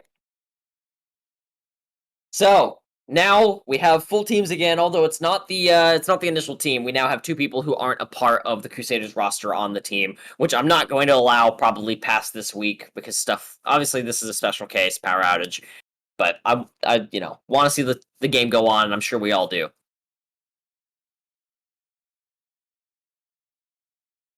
While we do wait and I guess get everything started, even if it's just for a brief second, we will go to a quick intermission just to kind of get everything finalized and set up. No, So we're all good. Oh, are we? Yeah. They both said Oh, yeah. well, never mind. My bad. We're good to go ahead and start. And right as I do, someone left the game. Okay, it's nothing. We're good. All right, I got kind of worried there for a second. Anyways, as we saw, 100% from the side of Wilson to 0 on the side of Lauderdale County. Can they bring it back and manage to bring a 1-2? Or at least a 1-1. Get 1 point on them. We see some really interesting swap-ups on the side of Lauderdale County. Sorry, I did not mean to interrupt you. Oh, no, you're fine. Yeah, we do see some very interesting swap-ups. We do see Chillfish going into for the Winston. We do see your mom swapping over to the Reinhardt. Ernie will be playing on the Symmetra. We do remember seeing that from last game, and 5-star will actually be on the Junkrat this time. I think what we need to be seeing, though, is a really good McCree here. Who? A Cassidy, sorry. The cowboy name. We need to see a really good Cassidy here. I think that's probably what they're going to have to roll. I'm very excited to see what Ernie can bring to the table with his Symmetra plays. We saw that he was pretty good on King's Row. However, obviously, I don't... Yeah, no, they managed to secure it well, I remember right now. Brooks won. They did really good. Tracer's walked off the map and recalled back on, so Tracer's recall's currently down, and they're both playing super defensive. Reinhardt's by himself on the side of Lauderdale County, fighting in the middle, charges out way too far. iShot takes down Tide, 5-star as well, and it looks like, again, Wilson's going to take this point. Yeah, they will be able to take the point, but Void Knight will get the pick, and Chillfish will get the pick on the iShot. Both DPS are down for the side of Wilson. But we will see more picks being taken out. Spots for Matt getting the pick on the Void Knight. Little support on support action there. And again, Wilson just being hyper aggressive like they're known for, just pushing in, making sure there's nothing that the enemy team can do, and trying to go for complete domination. They want to own the map, and if they don't, they're going to keep doing what they can to do so. Yeah, no, I agree. I mean, their composition is very similar from the last map that they played. They're adding the Winston on this time, but it doesn't seem to be changing all that much. They're getting the picks that they need. iShot getting the double there, and continue to go for some more. We do see that he will go down though to 5-star in his trap, and we do see the trade-off coming in from the Reinhardt onto 5-star. Some more picks coming out for the side of Wilson. This just looks like it's going to be swapped back over for Wilson's favor. Once again, no competition on the side of Wilson. I have a feeling most of that has to do, obviously, with the fact that Lauderdale County is currently missing 2 of their main players for their team. No offense to Ernie or your mom 420. But when you've practiced so much with someone, obviously when you have to lose them and sub someone in, it kind of does cause a disturbance. No, I agree with that 100%. I mean, especially, you know, with us knowing, because we also play for a team, you know, it can happen quite a bit. But a hammer will be coming down from copy paste, and we'll get one or two. Ice shot will be going in with the dragon blade, getting at least one right there. You do see copy paste missing the shatter, but 5-star getting the double right there with the rip tire. Copy paste coming back in, trying to secure the point again. 5-star takes him out though. Doesn't really matter much.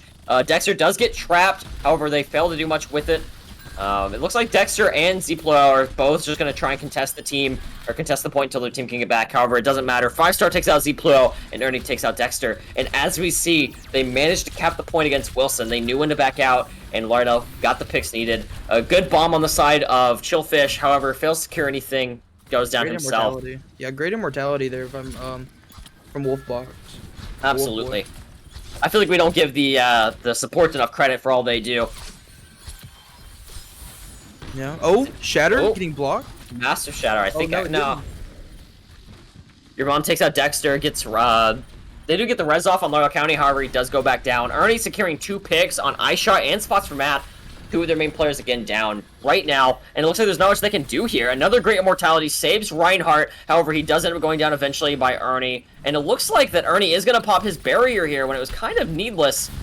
Dexter pushes in, manages to take out Tide. Both supports are down on the side of Lauderdale County, and can Ziplo and Dexter duo-handedly take the point back from Lauderdale County?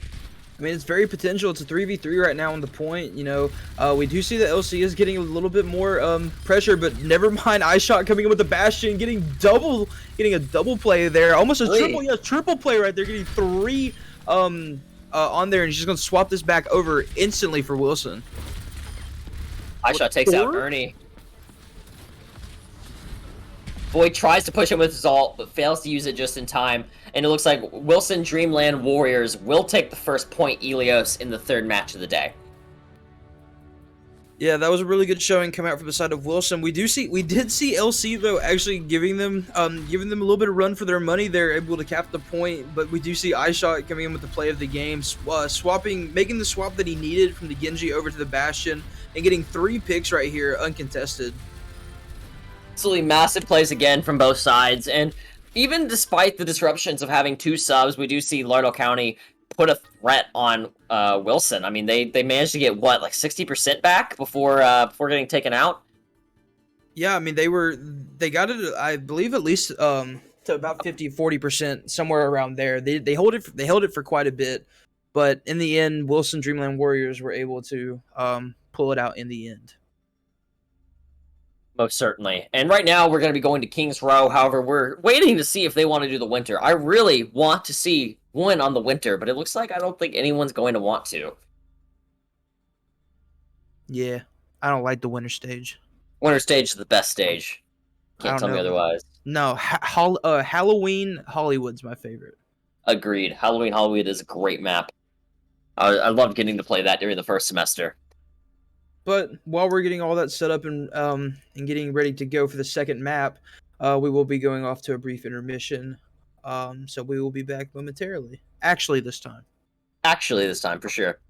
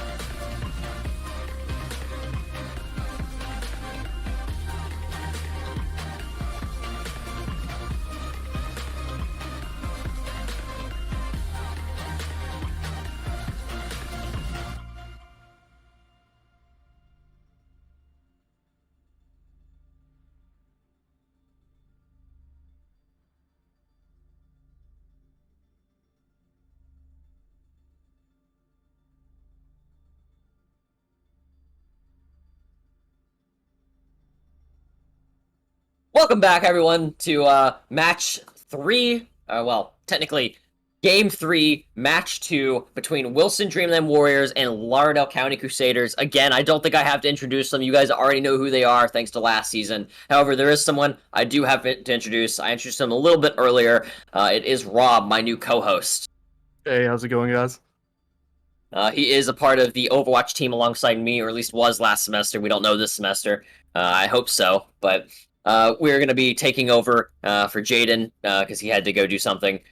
So we're going to go ahead and hop right into it as both teams are ready to go. I know, Rob, you were watching the entire time, so if there's anything you have to say, I mean, input you have on the teams or anything they could do differently, I mean, I'm more than willing to hear it. In between rounds, I was really bragging on iShot. That was some great Genji play last map. I think almost all of us brag on iShot, but I feel like I shouldn't, just because I really don't want to discourage all the other players. But for sure, again, we're already going to see 22 seconds on the clock until the match starts, and it looks like iShot is still in the game. They were going to swap out for Easton, who we saw last semester as well, but that didn't end up happening. Zplo again on DPS, Dexter copy-paste on tank, Wolfbox, and Spots for Matt on support. Zombie Mario and 5-star are back as DPS. Zombie Mario hopefully fixed all his problems. His power went out. Unlucky. Very bad timing, but nothing he could do.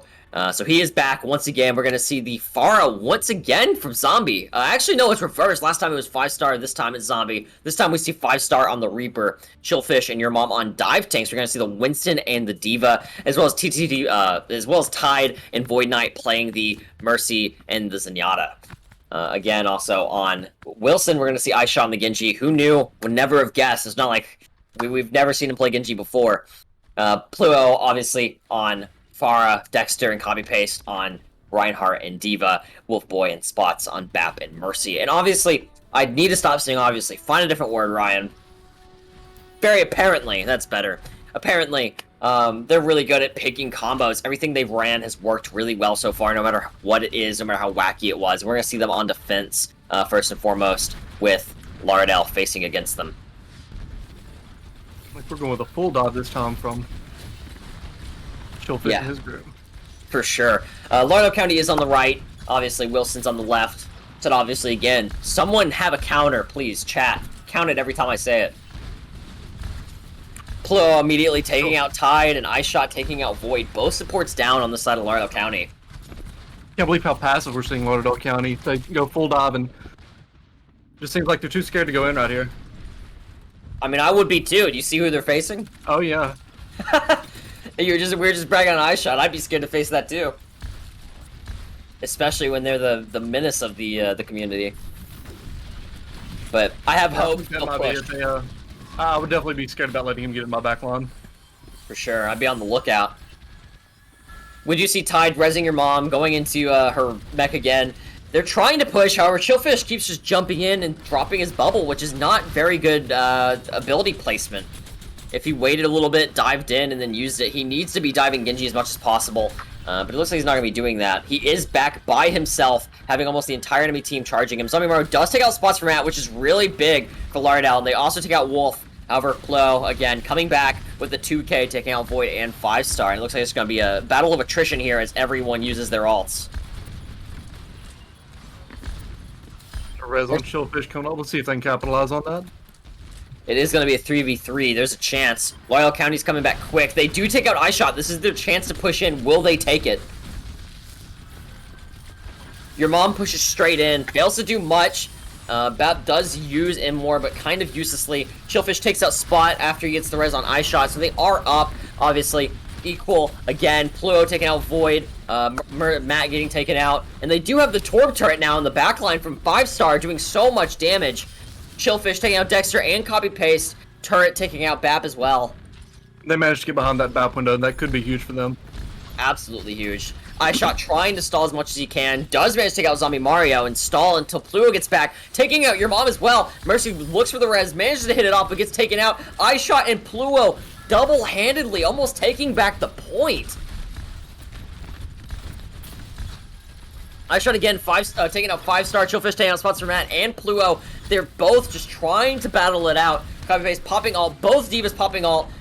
However, only your mom was able to secure picks, taking out both Wolfbox and Copy Paste. It looks like Lauderdale and Wilson are equal. Wilson is down 4 here. Lauderdale's up 2, and they do not push. Instead, they back up for a full regroup, giving Wilson time to get back to the point.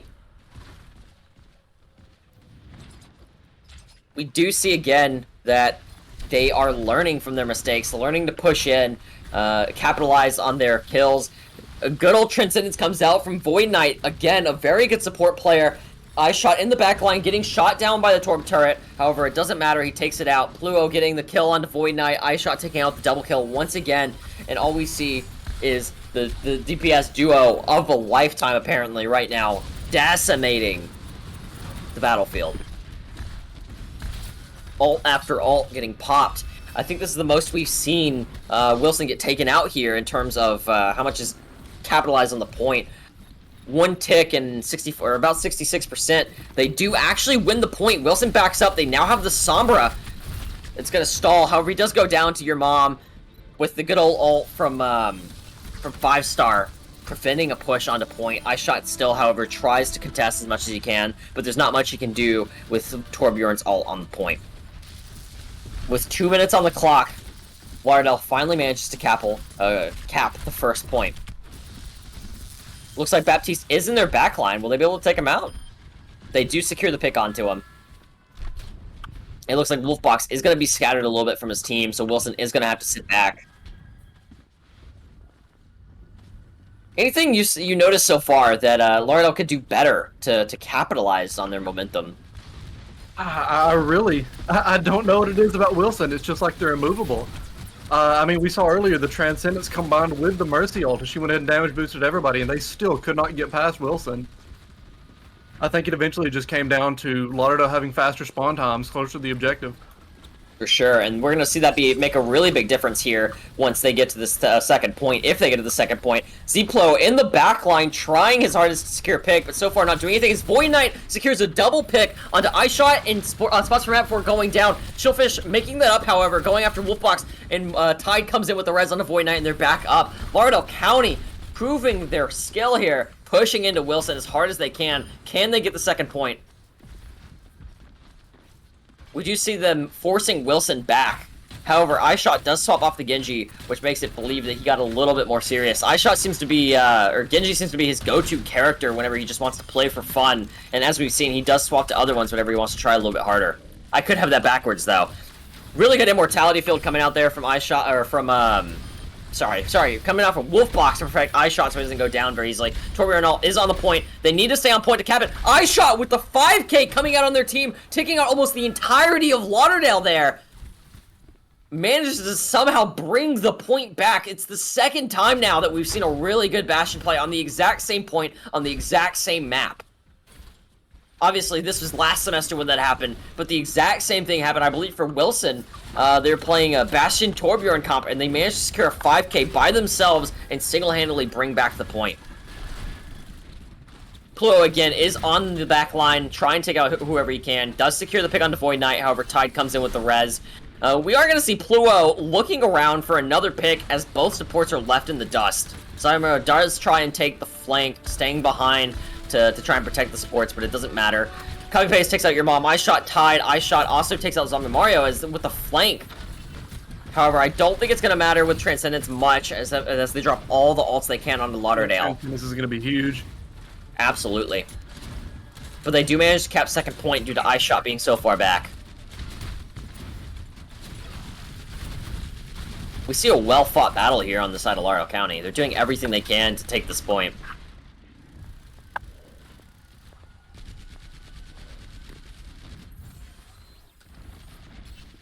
Here we go. iShot again, taking down 5-star. Lauderdale, again, having to group up. Your mom using his ult just to get his mech back there. That's kind of a interesting choice to get your mech back and then stand right in front of the enemy. But either way, Pluo, again, trying to annoy Chillfish. Trying to annoy their backline. Sticking him and managing to take him down because he didn't drop his shield. Getting the 1K there. iShot takes down your mom's mech. Can we see another pick here?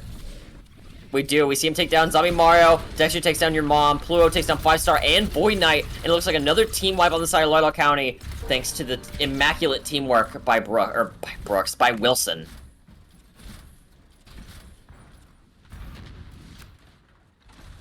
Either way, some insane plays on both sides of the teams here. Lauderdale coming farther than almost any other team so far has against Wilson. Obviously, this is their first match this semester, but even last semester. Dexter somehow getting up top, trying to take out Torbjorn, almost failing as their team, as Lauderdale converges on him, takes him down. They cap second point, but I don't think they're going to get much farther. iShot sets up behind them, and they're all ignoring him except for Torbjorn, trying to take out iShot as best he can. Now they all turn on him, take him out. Copy-Paste and Zuplu are the last ones on the main part of the point, or back in the back lines. Demon does get DMAC'd on the side of Wilson, and it looks like they're going to try their hardest to push Lauderdale, pulling out that barrage. Fails secure pick. Copy-Paste getting taken out by Chillfish. Pluto is still in their back line, securing the kill on the zombie Mario, doing everything he can, take anyone else he can out. Gets over Zen, gets Void Knight down. Looking for the kill on Tide as well. Chillfish trying to protect him. It looks like Dexter is going to use his ult on Your Mom only. It's the only person it connects with. And we do see Dexter at 21% again from using it. Chillfish secures his ult. Can he use it here to his benefit? They do! They get both Mercy and Dexter. However, Lauderdale County with the C9 getting pushed off by iShot and backing off to try and secure kills. And it looks like they are only going to cap the second point there. God, my voice hurts. Anything you have to add? That was insane there. My biggest peeve from this is I think we need to see more teamwork at Lauderdale. Every time we get into these big team fights, I'm seeing people here and people over there and just scattered all over while we're watching Wilson here. They're playing as a full team unit and they are not leaving each other. Understood, yeah. For sure. I noticed that, like, Lauderdale especially was, like, converging on two different sides of the map to engage the point, which I can understand why, obviously, pinstring the enemy. But as we've seen before, Wilson is so good at countering that. I mean, that was huge with that Baptiste ult that we saw, and then you've got Bastion behind it with the damage boost from Mercy on it. I just don't think there was any way for them to get past that. Exactly, yeah. There's just so many good combinations on the side of Wilson, there wasn't much they could do. Also, I see whoever is typing in the UNA Esports chat calling me bad. Thank you guys for calling me legit. I appreciate it. I'm very legit. Anyways, while we are waiting on one of the other players, I think we're going to hop to a very short intermission while we try and get it all fixed. So we'll be right back.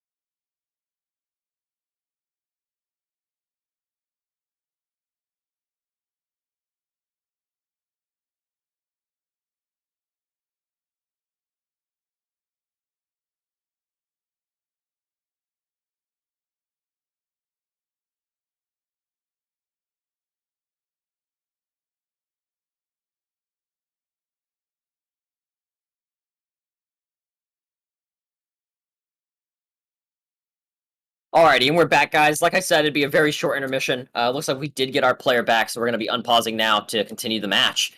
Lauderdale, like you saw, got 2 points before having to call it quits and C9 off the point. We are going to see 16 seconds from now what the comps are for this next portion. With Wilson on attack, I'm very curious to what's going to happen here. Any ideas to what we're going to see, Rob? Yeah, I don't know if Lauderdale can manage to really pull it together, get aggressive, and get behind iShot and go ahead and get that Bastion out of the way early, they might have a chance at this. But definitely that's who they need to be picking. For sure, yeah. iShot has proven himself as one of the biggest threats, like I said, in the tournament. He's just... I'm not going to say it's all iShot, because his supports are one of the biggest reasons he's succeeding so well. I mean, if you guys... are 100% making him a monster. But Exactly. I know we've seen some good plays at him. We've seen him hit that Bastion ult and just totally go behind enemy lines, nobody else with him, and just start rolling. For sure. And it's just going to be Right now, we see iShot again on Bastion, but Zombie Mario is also on his own Bastion. The problem is, Wilson has the BAP and the Mercy. Lauderdale only has the Mercy and the Zenyatta, which is not nearly enough to support a Bastion on this side.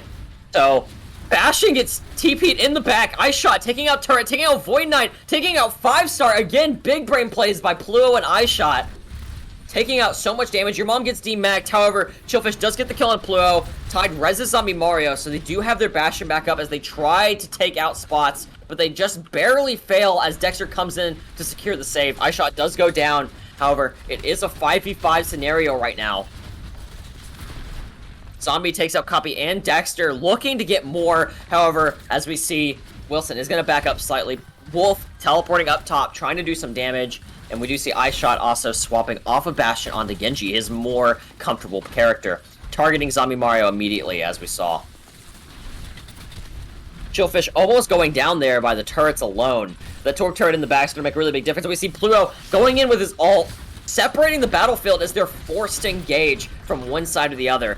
Right now, they're playing in Wilson's field. Having that shield between them causes them to not be able to do anything. Chillfish with the big ult, getting a really big shatter there.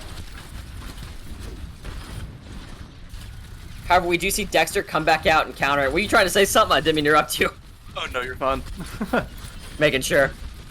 iShot, again, taking out Tide, spots resing Dexter. They are up 1 right now. Wilson's up 1, now 2. Trying to push onto this point. Turret's doing so much damage. iShot taking out Void. And we do see Zombie Mario coming in with his ult, trying to secure another pick. However, I don't think he's going to secure much thanks to that Baptiste ult. Dexter does take him down, and it looks like his ult's going to fail to secure a pick. 2 minutes 11 seconds on the clock, now 4 minutes and 40. Double the time of Lauderdale with 1 point clicked. All they have to do is get the other point there before 4 minutes are up. They're definitely going to have difficult defending for that long. Most certainly, especially with this pressure that Wilson's putting on them. iShot, Pluo, Dexter, Copy, Wolf, and Matt, all of them looking to be as aggressive as possible. Really good transcendence there from Void Knight, again, canceling out the entirety of copy-paste ult. We do see Pluo and iShot trying to peek around the corner. Another Nano Blade going in, taking out Void. Pluo helping take down 5-star. Chillfish taking out Mercy.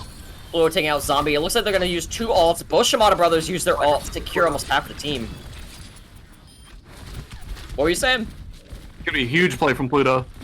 Absolutely. 5-star does use his ult there to try and cancel off the point and does manage to secure 2 picks. However, it doesn't look like it's going to do too much considering they are down 4.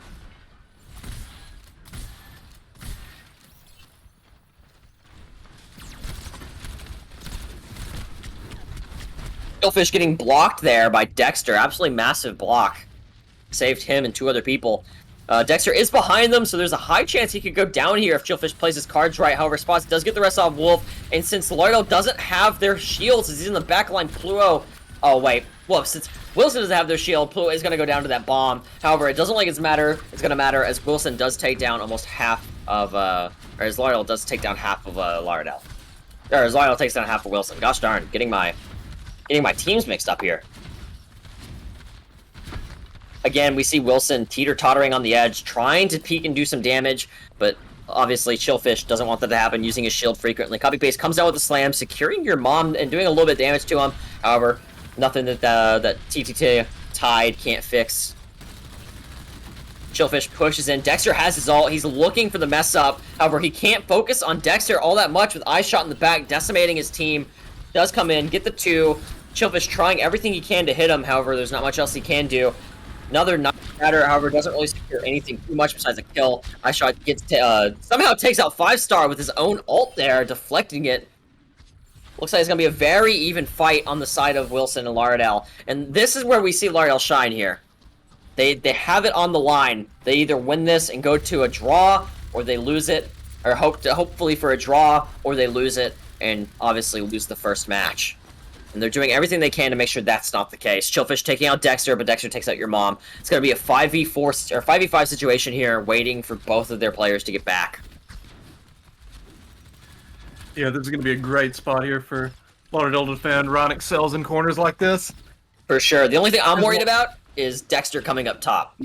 If they're off tanking their damage, can take care of these guys flanking, then I think they're going to have a really good time here. For sure. However, as we see right now, Ziplo is coming behind, aiming for turret and aiming for Zombie Mario, the Bastion. Copy Base tries to slam, but gets caught up top.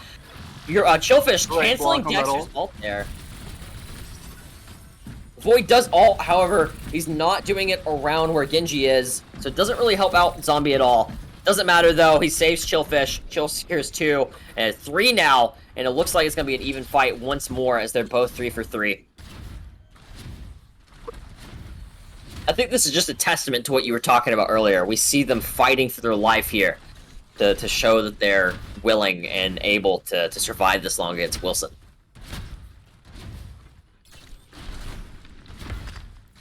"50 seconds on the clock. They have almost 3 ults up on the side of Lauderdale. Wilson obviously has 1 up. There it goes out. Doesn't secure a kill. Dexter takes down Tide. 5-star takes down Pluo, one of their best players. Tries to take an eye shot. Eye shot and Pluo down with 30 seconds on the clock. This could very well go in the favor of Lauderdale if they play it careful enough. However, no, it doesn't matter. Zombie Mario takes down Dexter and copy paste. Both tanks down. Matt does get the rest on Dexter as Dexter's 86 to his ult. Takes out your mom and looks for even more. Can Lauderdale pull this back and hold it? And that's going to be a huge res for Wilson. That res on Dexter might just bring them the point. Absolutely. That's probably the reason they run that. The reason they won that just then. Zombie Mario does all. Can he secure 5-star? Everyone popping everything they have, trying to secure this. However, both of them fail to secure any kills. iShot comes back with Bastion, takes out 2. They're trying their hardest. They're doing everything they can. Massive bomb. Can it secure a pick? It can't do anything that it needed to. And sadly, I think that may be match. With basically 10 seconds till they get to point, I don't think they'll be able to push and cap it here. And it looks like the second map will go to Wilson inevitably.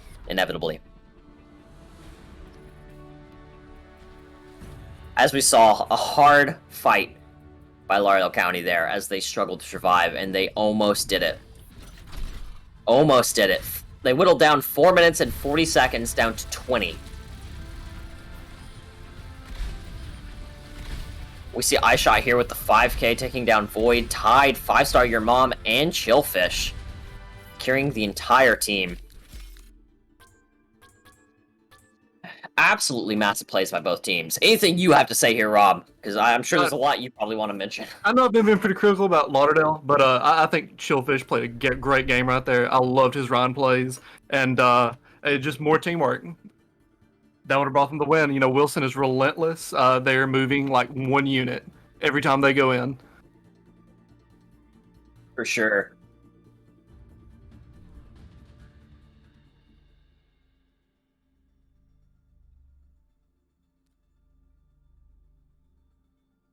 Sure. For sure. We do have to probably wrap it up here due to some time constraints. But either way, it was a pleasure getting to play with everyone. You know, they want to play the third map, so I'll have to see what I can do about that. We are sadly on some time constraints where we can't continue with the third map since we are leaking into other times. However, I want to say thank you to everyone for tuning into the stream and supporting these teams as they go through this new semester of the tournament starting out again. And I want to thank you, Rob, as well as Jaden, and obviously the production team, Brandy, and everyone else who's helped out with the tournament and UNA Esports for making it happen, obviously. So, and I also want to thank you, all the students, for such a great first day. We did have some technical problems, but we're going to make it work. And going forward, I can't wait to see what you guys do next. So, I do obviously want to say a big thank you to our sponsors, first and foremost, for the Win Game Store, one of our biggest sponsors here in Florence. Obviously, as well, Maple's Rugs, Zozodelic, Still Series, and the Wesley Foundation. Thank you guys. None of this would be possible without you, and you guys mean the world to us. Thank you for all the parents and the students and the staff for making this happen, and we'll see you guys tomorrow.